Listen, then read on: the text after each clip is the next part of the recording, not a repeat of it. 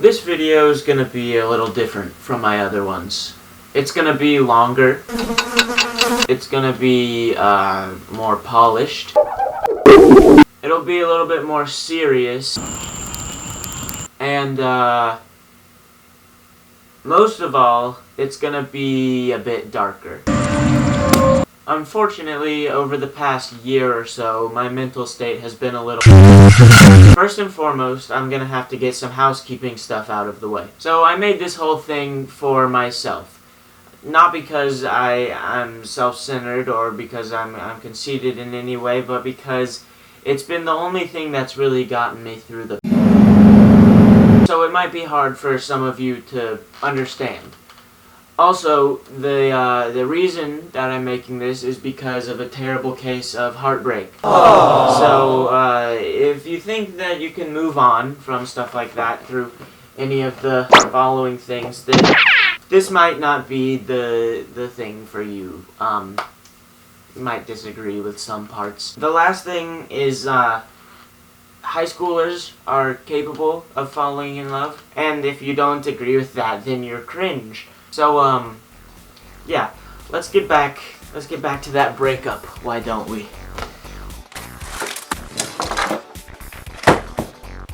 When the idea to make this film came to my mind, I completely dove into the idea that it was a coping mechanism through emotional expression. Being in the awful mental pain I was in, you can imagine that the film was originally designed to be less and more. In a lot of ways, I wanted to explain every last bit of everything that has happened as specifically as I could. But after an embarrassingly long time, I realized that bringing up details of a breakup and the loss of friendships and drama would probably hurt some people. So, instead, I present to you an artistic compilation of all the spicy details through symbolism that only I will fully understand.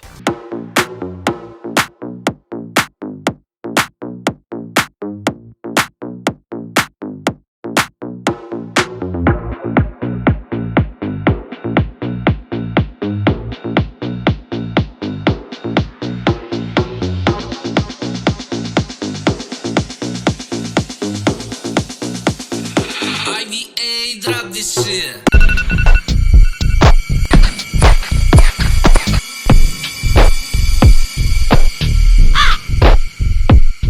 Now I'll take you through what I can tell you. It started in 8th grade. I liked a girl for the first time, and as a wannabe quirky contrarian who convinced himself he was above human emotion, I found the sensation of falling for someone intriguing in the way that it took control of my feelings. So, I did what middle schoolers do best, and fell victim to my raging hormones. Now, due to the fact that I'm all of these things, and none of these things, I never ended up dating this girl. It really sucked. Alright, now this is where things get complicated as far as understanding my situation goes. Imagine this yellow liquid, and this dark blue liquid. Now, my internal struggle is this middle dark green liquid. Okay, now imagine that you're colorblind, and also illiterate. Alright, glad we got that out of the way. Let's move on. These two distinct factors became reoccurring catalysts for disaster in my life. This middle school rejection led to daily crying and depressive symptoms. Call it an overreaction, but it was genuine. Luckily, that summer I became friends with who would soon become the girl of my dreams. She was an incredible friend. I was able to tell her everything that was going on with my depressive state and completely rely on her for happiness. If I had to describe our relationship as a flamboyant, over-edited montage, it would probably look something like...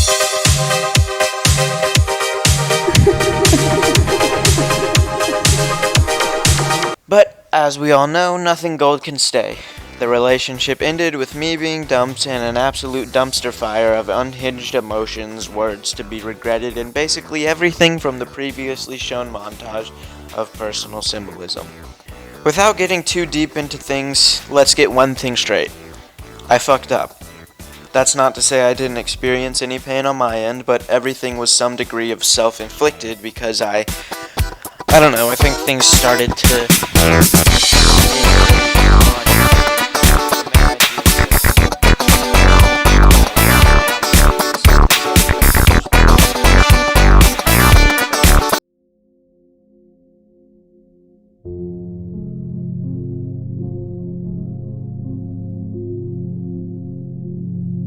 Do you struggle with depression and anxiety? Are you finding it hard to commit to your regular daily routine?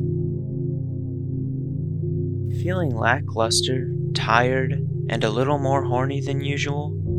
These symptoms may be an indication that you're experiencing moderate to severe being dumped by your high school girlfriend. Those suffering from this condition may also experience existential crisis, an unending search for identity, and a constant fear that her friends are going to tie you up, torture you, and sacrifice you to the devil. For a solution to this condition, look no further. Introducing Moving the Fuck On. Moving the Fuck On has been clinically proven to decrease symptoms linked to being dumped by your high school girlfriend. Within the first 2 weeks of Moving the Fuck On, patients notice a dramatic increase in productivity, contentment, and desire to immediately find a new girl.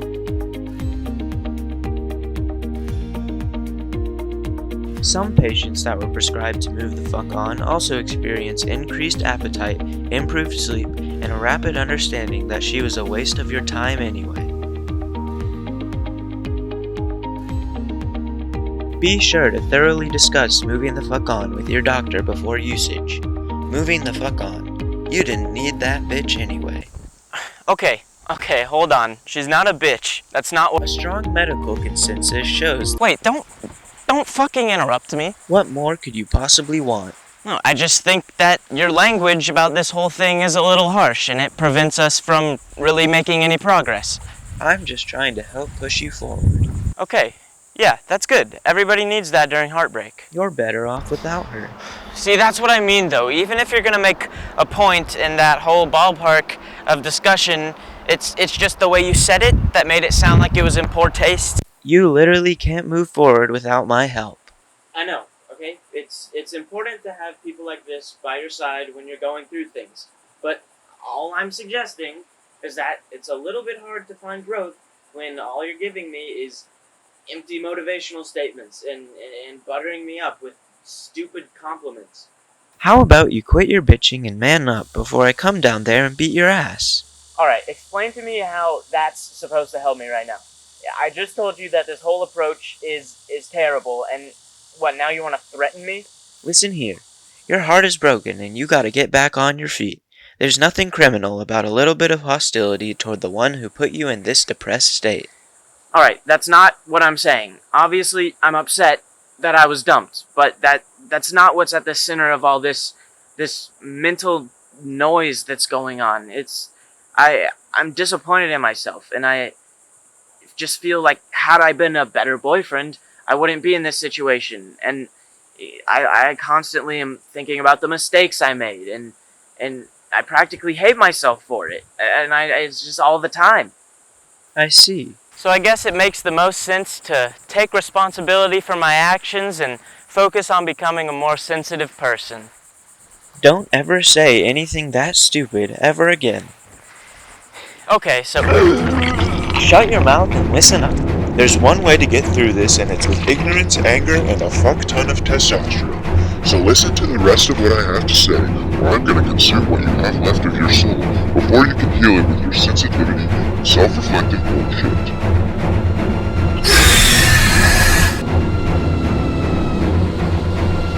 I'm helping!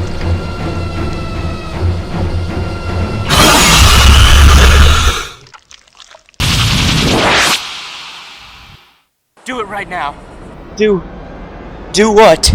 List the side effects of your shitty product.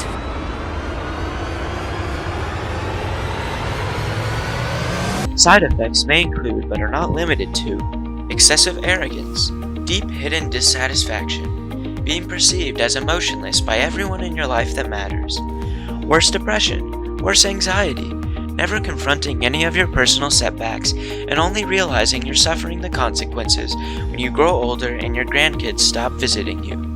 Low energy, bottling up your emotions until they cause you to do something absolutely diabolical.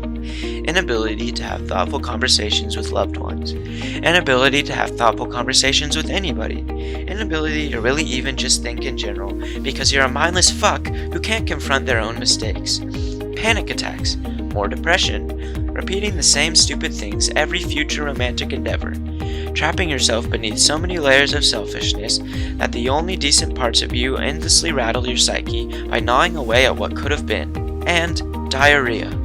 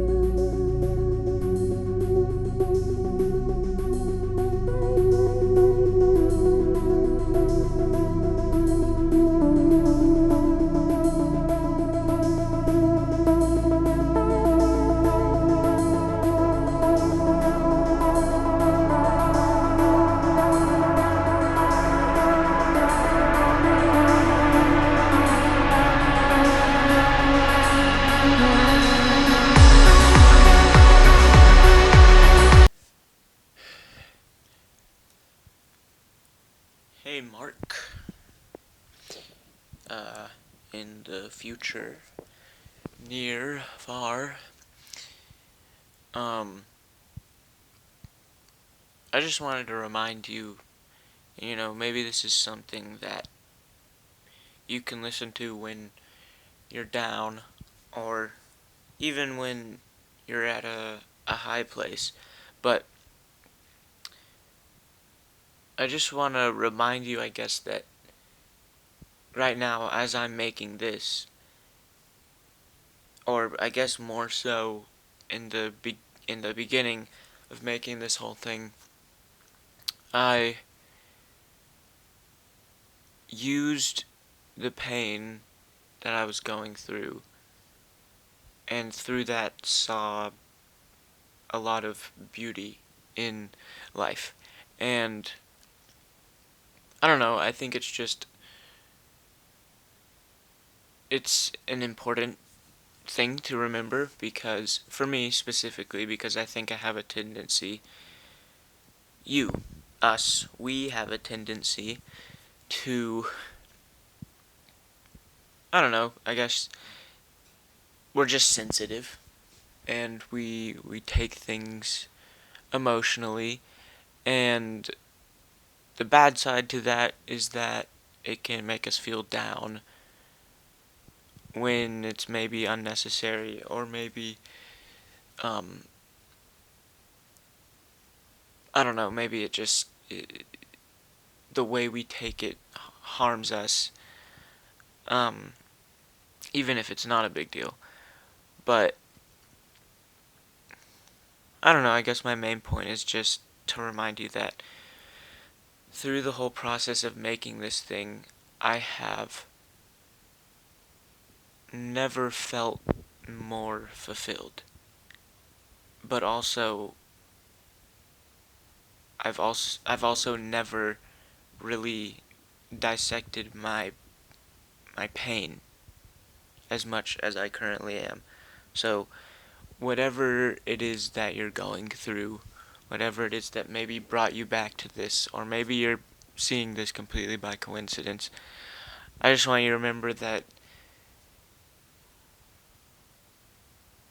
observing that pain and getting to know it, not even in a way that's going to make you feel good, is going to make you feel fulfilled.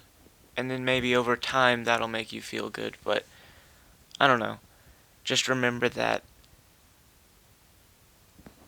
I don't know, I can't drill it into our head enough that that works.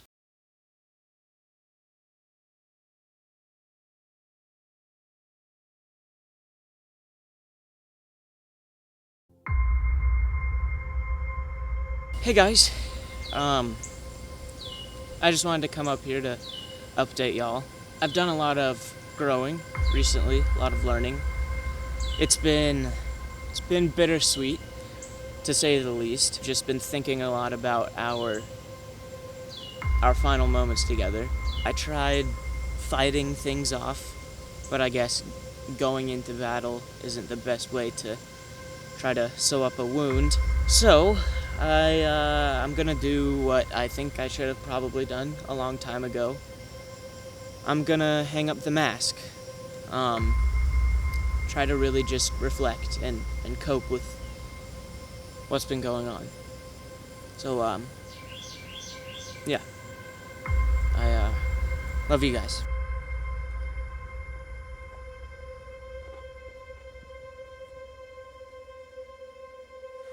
Alright, I've run just about every diagnostic I can, and including a good few advanced simulations.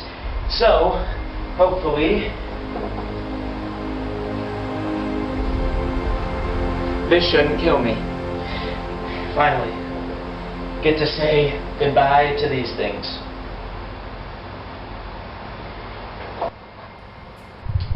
Alright. Healing effects should begin pretty quick. We're gonna be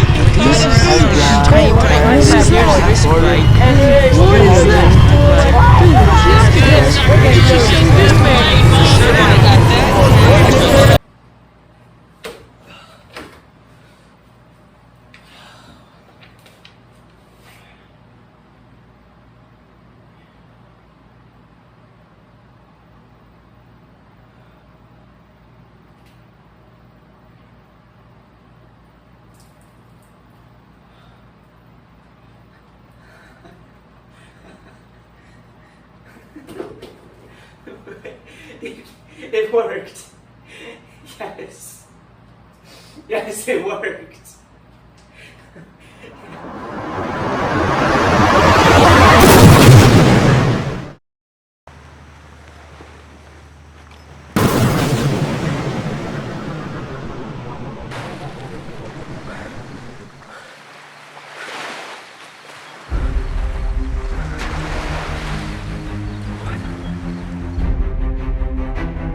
There have been some rather adverse side effects to the cure I developed. As far as I'm concerned, the anomaly is pretty undetectable. This is all a massive concern. Not exactly voices I'm hearing. Most of the time it feels physical. I can't grasp where it is, where it's coming from. Whatever this is, I think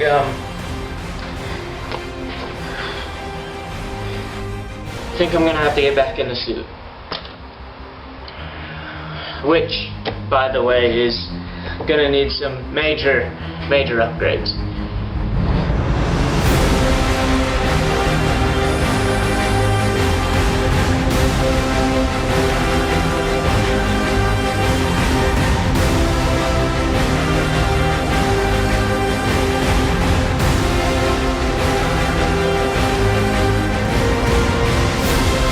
The way I see it, Crabman, is that your biggest weakness is the truth.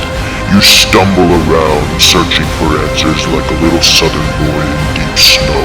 You keep skeletons in your closet, all the while begging for forgiveness and undeserved authenticity.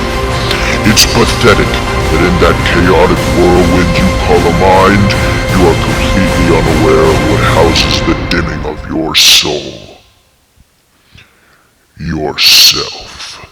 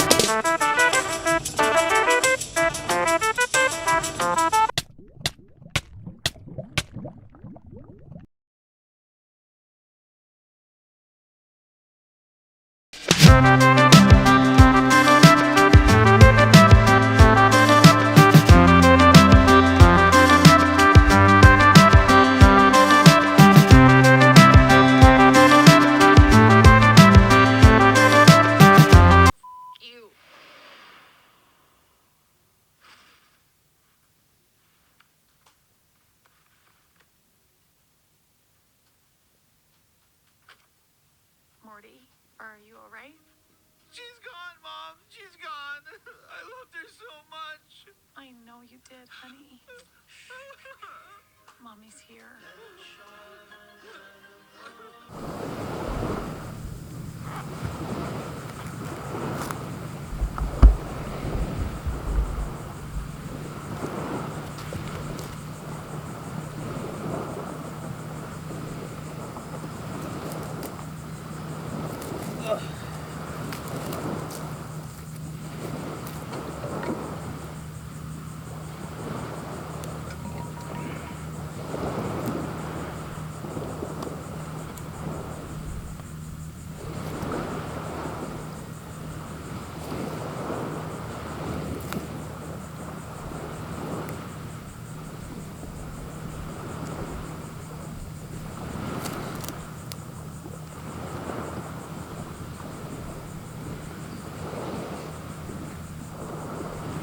Hey guys, so, no, I guess it's more of a, hey me in the future. I'm gonna talk about Christianity. I kind of just want to preserve, you know, my ideas around it right now, and kind of, I don't know, I guess see where I lie with it in the future. This part's gonna be a little unedited, more freehand. Christianity has gotten me through a lot, and it really interests me for that reason. Because I think, you know, we see a lot of, at least I see now, a lot of kind of people against Christianity, and I understand it, sadly. I think that a lot of people grew up around a church setting and maybe weren't treated the best. And that's kind of one thing I wanted to talk about. I got this book here called Blue Like Jazz by,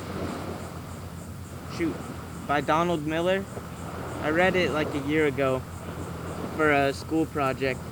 And he talks about the concept of apologizing as a Christian, which I thought was really cool. I'm sorry to the world, really, for some of the things that Christians have done, some of the underhanded stuff.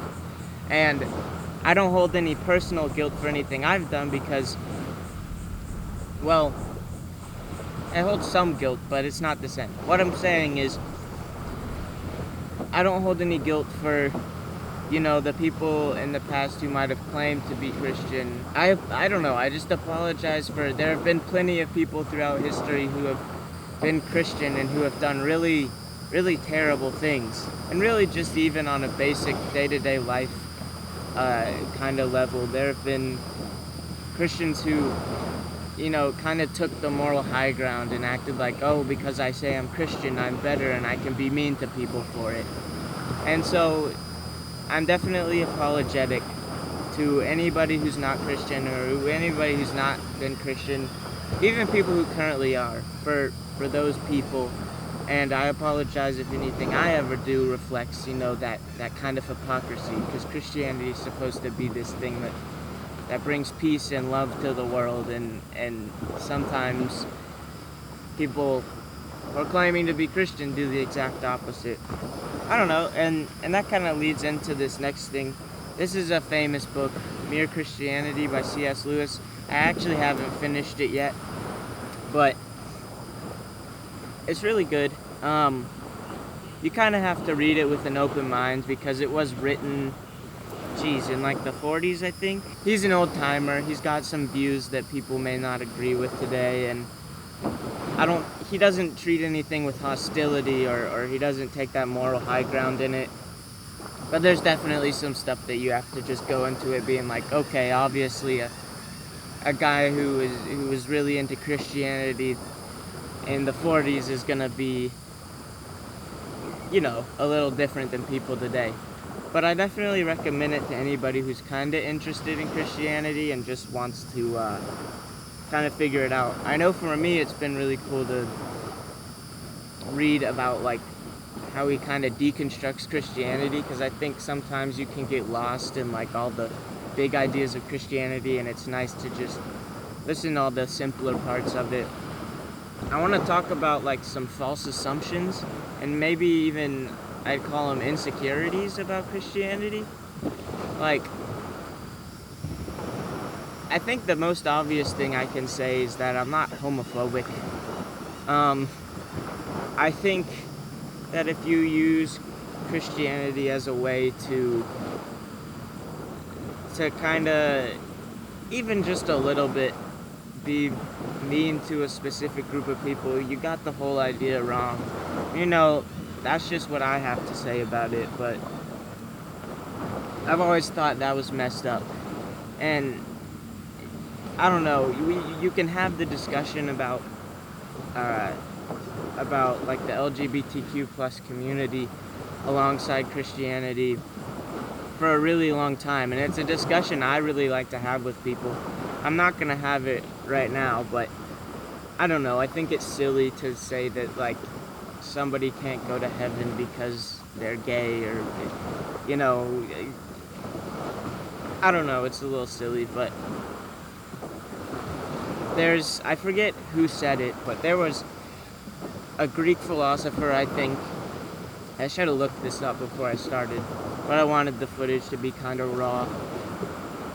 There's a Greek philosopher who said, you know, if you don't believe in what your gods think is righteous, then why believe in them?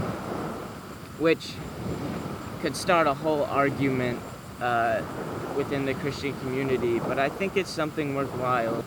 If I go to hell for thinking if I have eternal suffering for thinking it's fine for a guy to have sex with another guy, then I don't know.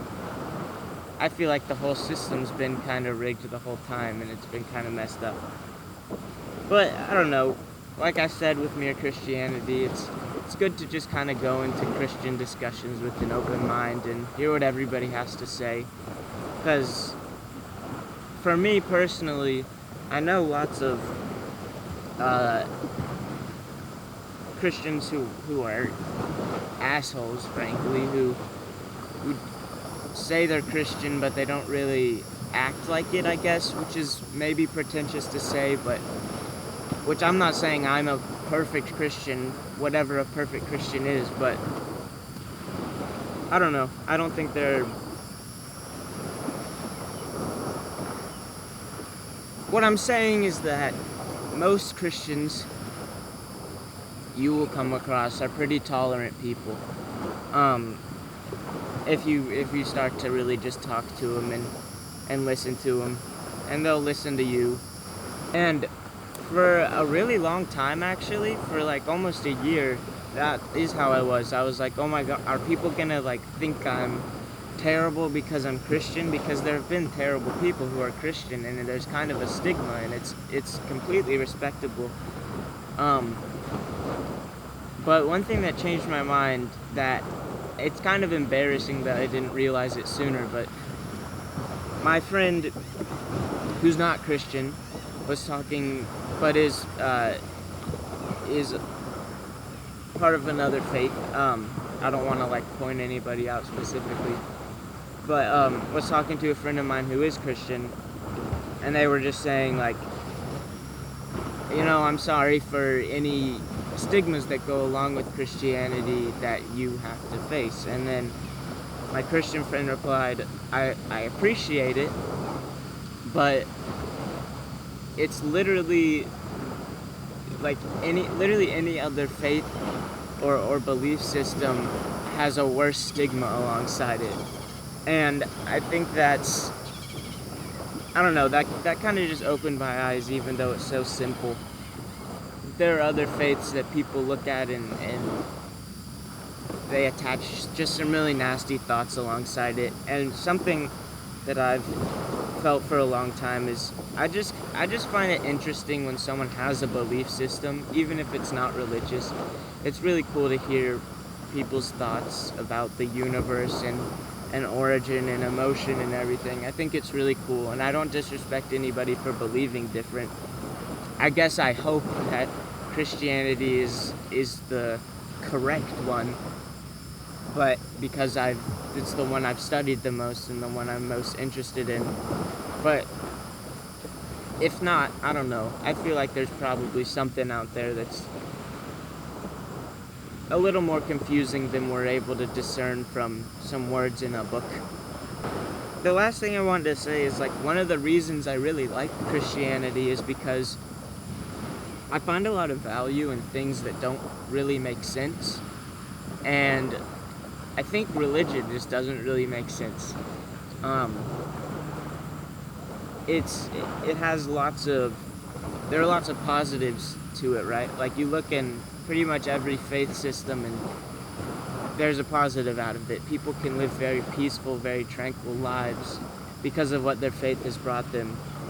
And I know a good handful of people who, because of following Christianity, have had good, fruitful lives, and who are just hard workers and who are good people, good family members because of it.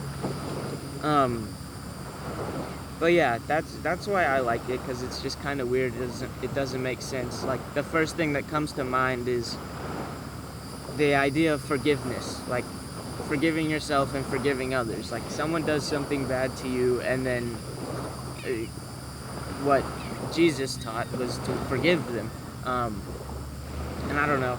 I think that's really, really weird and really cool, because it's a very unnatural approach to things. We're supposed to kind of try to avoid confrontation, and it's not even that. It's more of like, we're supposed to avoid things that threaten us. Or like, if a friend does something bad to you, the natural thing is to get mad at them and kind of hold a grudge. And I think it's cool that Christianity and a lot of other faith systems are like, no, like, you should do the opposite of that. You should, like, be nicer to them almost. I think it's just really cool, because it's a relieving feeling to forgive yourself and to forgive others. And sometimes it's really hard, and sometimes you can't exactly do it, but you can just kind of be like, gosh, I wish I could, because I know how good it would feel to forgive someone or to forgive myself. But yeah, it's cool stuff. It's cool to think about.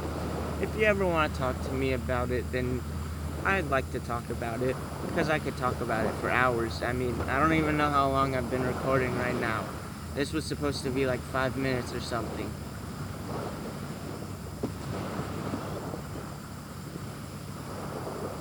But yeah, I think that's it. I don't know. Just be nice to each other. To me, I think Christianity is one of the main messages. Just be chill. Just be nice to each other. Don't be a dick. And you know, it might all be fake, but if it is, then what's the worst that could happen? You just fall asleep and stop existing when you die instead of going to heaven? Well, I guess that is pretty bad.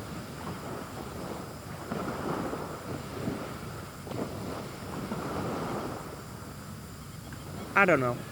I think you should give it a try. Or don't. I don't care. I do care. No pressure, though.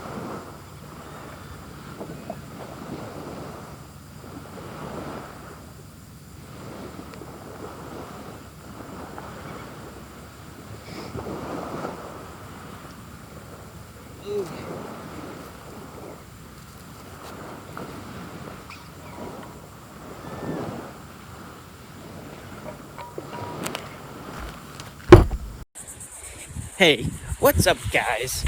Welcome to behind the scenes of the film you're currently watching that I am currently making. So, right now, I don't know the name of the film. Right now, here I am at the beach. I'm about to film some scenes for a really cool part of the film. And you might be wondering,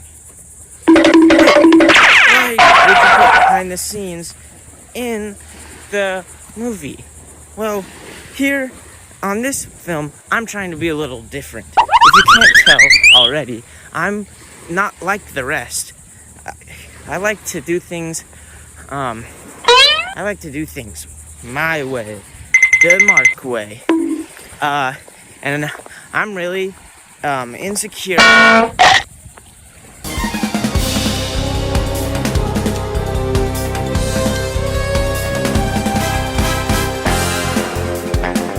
One secret agent. Several missions.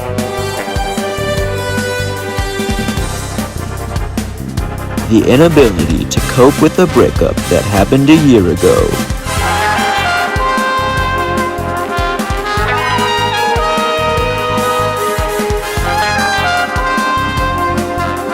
These are the Prom Files.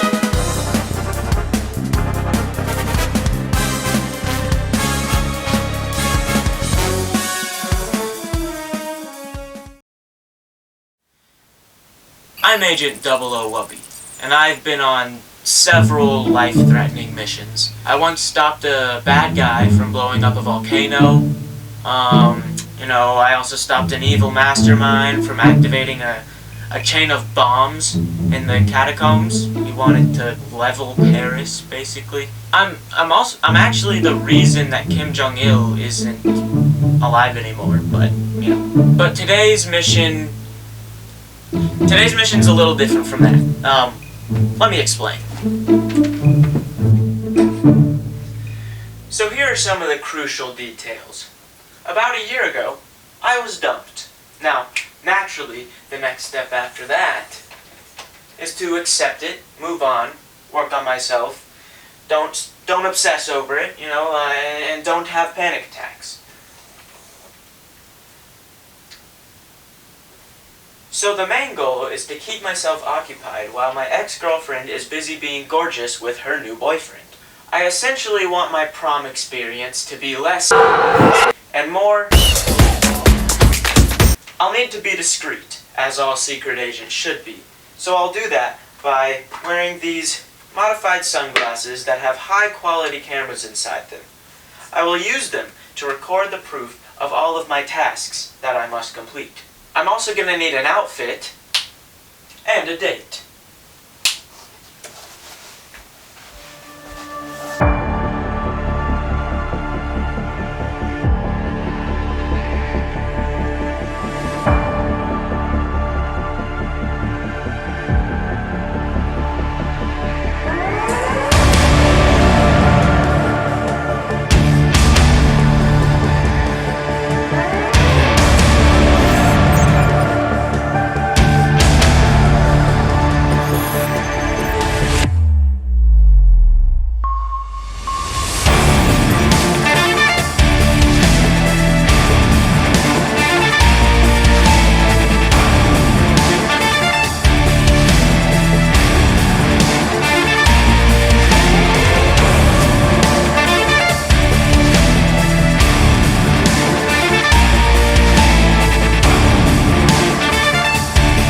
You know it's like awful to keep them in captivity?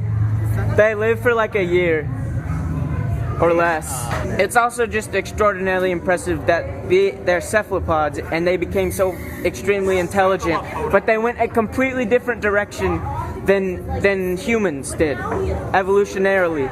I believe in most of them, half of the neurons that they have are in their tentacles, which means they are literally thinking with their arms. That's why they move so independently. I'm not making it. I love you for real, man. I love you for real. I love you boys for real.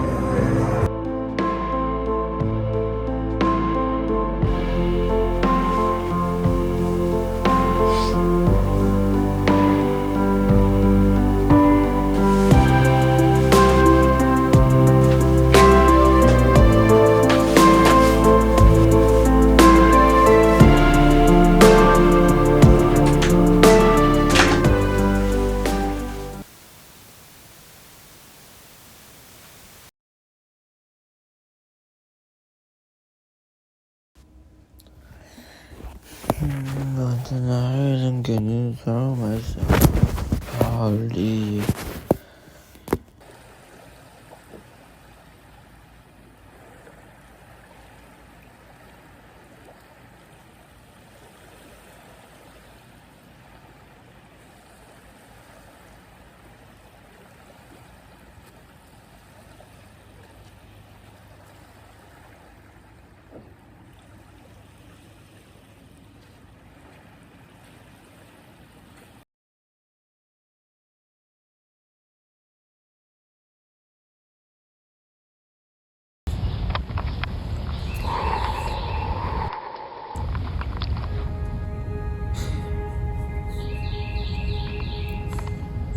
Romantic relationships.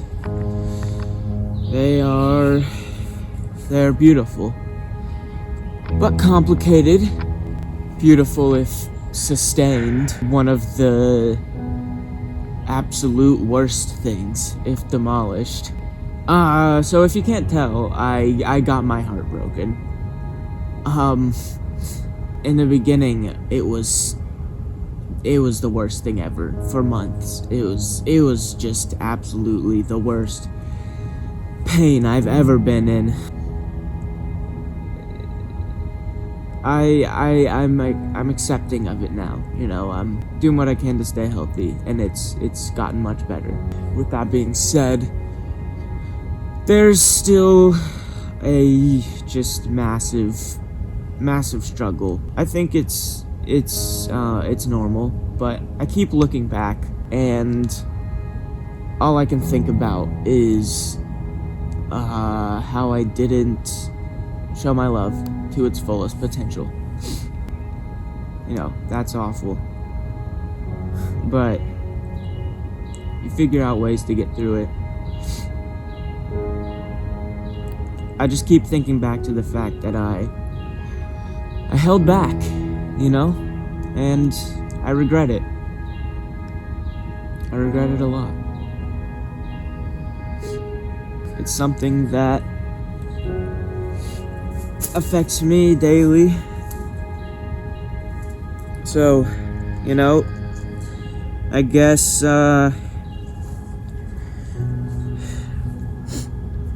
here's to not holding back.